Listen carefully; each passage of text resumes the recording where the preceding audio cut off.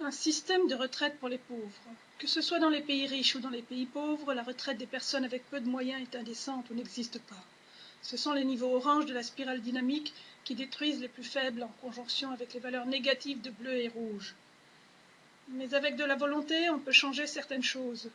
Voici donc une réforme de retraite qui mérite vraiment son nom, car c'est une réforme citoyenne. La société civile, si elle ne dormait pas, l'aurait utilisée depuis longtemps. Le robin et le Nibor. En France, et ceci est possible dans n'importe quel pays, des citoyens militants pour la dignité humaine expérimentent un autre système de retraite. Il est basé non pas sur des fonds de pension américains et autres systèmes monétaires, mais sur les heures de vie humaines, appelées Nibor, et une monnaie complémentaire de l'euro qui s'appelle le robin. Bien sûr, nous conservons la partie en euros de la retraite. La retraite en Nibor permet juste d'améliorer le niveau de vie. Prenons un exemple. Le travail social. Dans une population donnée, il y a toujours un certain nombre de jeunes et de personnes d'âge mûr, voire âgées, des personnes actives qui peuvent faire du travail social, et d'autres qui sont en demande.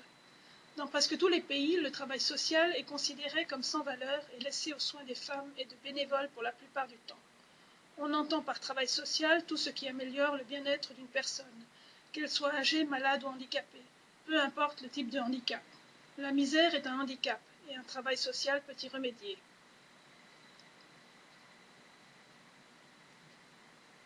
Avec la réforme citoyenne, nous considérons qu'un jeune, garçon ou fille, peut faire du travail social pendant 1 heure de la journée, soit 5 heures par semaine.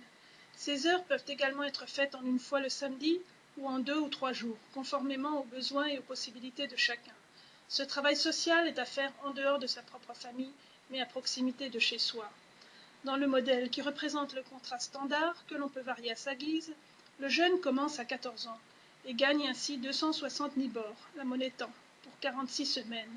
On n'a retiré qu'à 4 semaines de vacances et 2 semaines de congés et de maladie.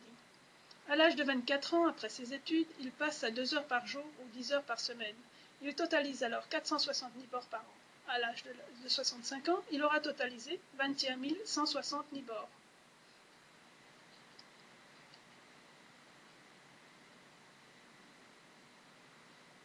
Du service social pour la retraite.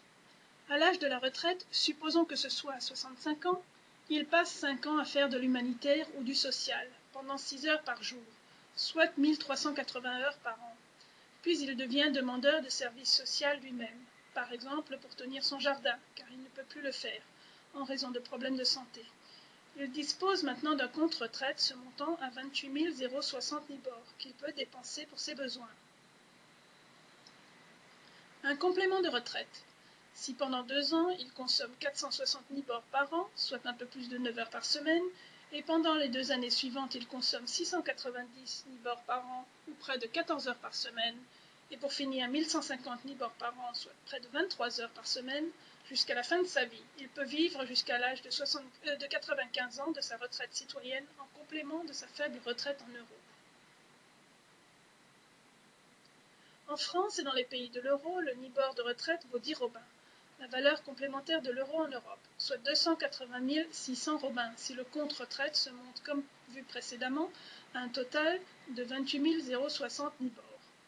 Et comme 1 robin égale 1 euro, la retraite citoyenne a une valeur de 280 600 euros. Mais ce système de retraite en nibor permet avant tout d'économiser autant d'euros. Cela revient aussi à dire que l'on peut bénéficier de services décents sans avoir les euros nécessaires pour les payer. Supposons qu'il existe un groupe de personnes relativement important appelé le Club des Mirabelles, qui introduit dans sa communauté la retraite avec le Nibor. Il faut alors contacter l'association ICEA, Initiative Citoyenne Europe-Afrique, qui est la porteuse du projet, qui travaillera avec une association de fait appelée la Caisse de Prévoyance Retraite, CAPRE. C'est elle qui prépare les contrats, car une retraite citoyenne est basée sur la confiance, et le contrat permet un suivi statistique. Tout membre désireux d'expérimenter ce concept doit s'acquitter chaque année de 5 euros et être enregistré auprès de ICEA CAPRE pour l'encadrement. Prenons comme base la population de la France, qui est de l'ordre de 64 millions d'habitants. Si des communautés totalisant 10% de la population y participaient, cela ferait donc 6,4 millions de personnes, multipliées par 1 heure ou 10 robins, équivalent à 10 euros, On aurait alors 64 millions de robins.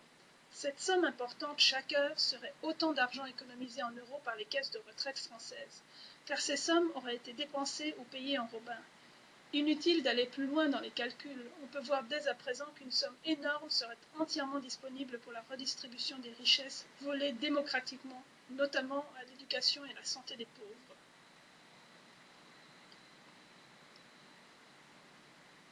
Cette vidéo a été réalisée par Alena du fond de sa chambre solitaire mais solidaire. Si des femmes et des hommes faisaient du travail social, elles ne seraient pas dans cette situation. Elles auraient des contacts sociaux décents, des connaissances, ne parlons même pas d'amis, avec lesquels discuter, échanger, partager des idées.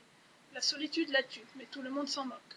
L'ego est une arme puissante et meurtrière, et il ne se soucie pas du bien-être de son prochain.